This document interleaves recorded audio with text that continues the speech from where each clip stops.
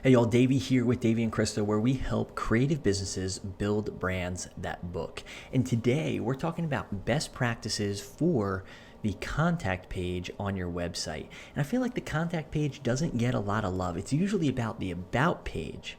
But the contact page is one of the most important pages on your website because in many ways that's where the initial conversion happens. That's where people actually inquire about your services. So I want to walk you through 7 tips for creating a contact page that drives inquiries. So number 1, put the contact page where it makes sense.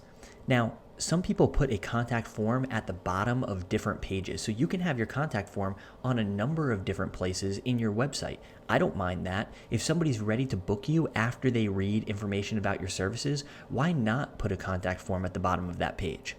However, you should absolutely have a contact page in your top level navigation. Generally, it should be the last thing in your in the top level navigation because that's where people generally go to look for it. So you'll see here we're on our Krista A. Jones photography website, and we have the contact page here in the as the last thing in the top level navigation. So once we get to our contact page, one of the first things that I hope you notice is that we kept it as simple as possible.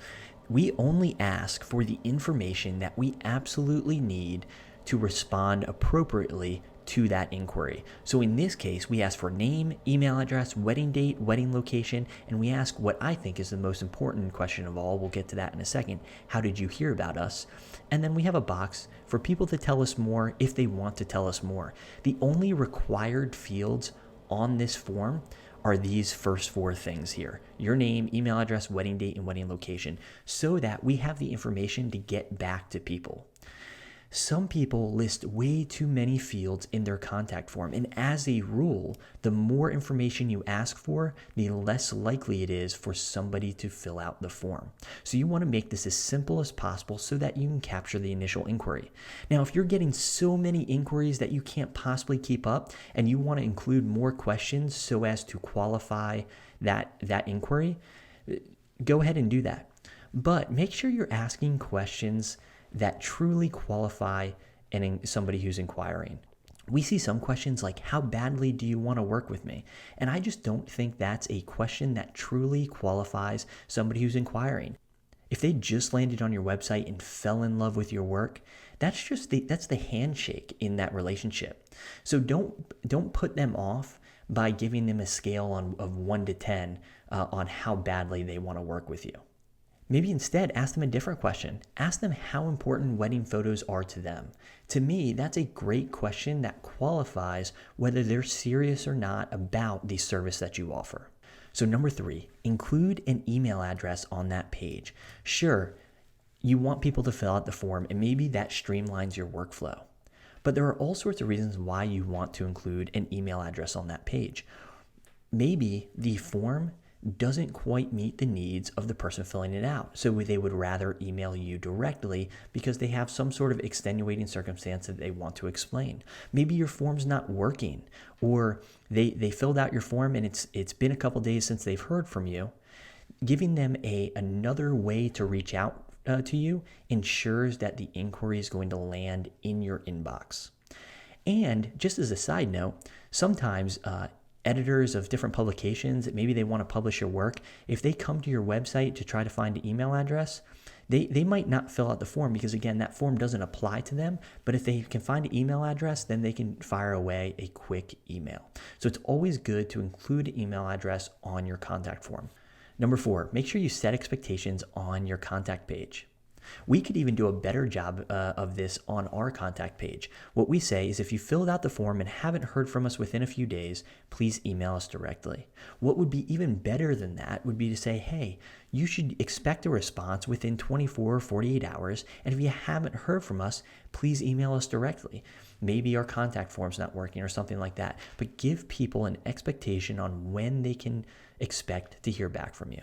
Number 5, make sure your contact form is mobile responsive. Really, your entire website should be mobile responsive because more traffic than ever is coming from mobile users.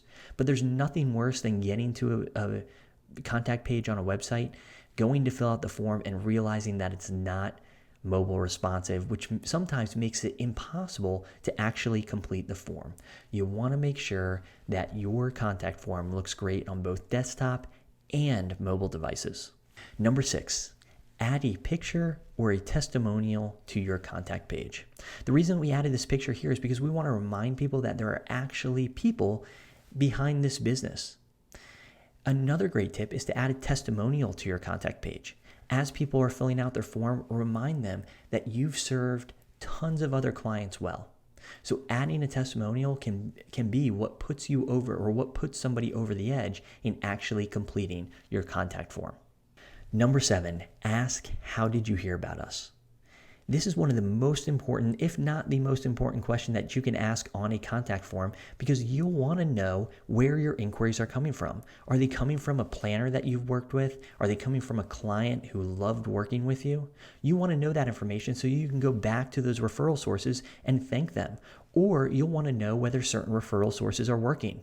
If people found you from The Knot and you paid for a listing there, if you're getting a ton of inquiries, a ton of qualified inquiries from that source, you'll want to know, okay, yeah, I should continue investing in that paid listing.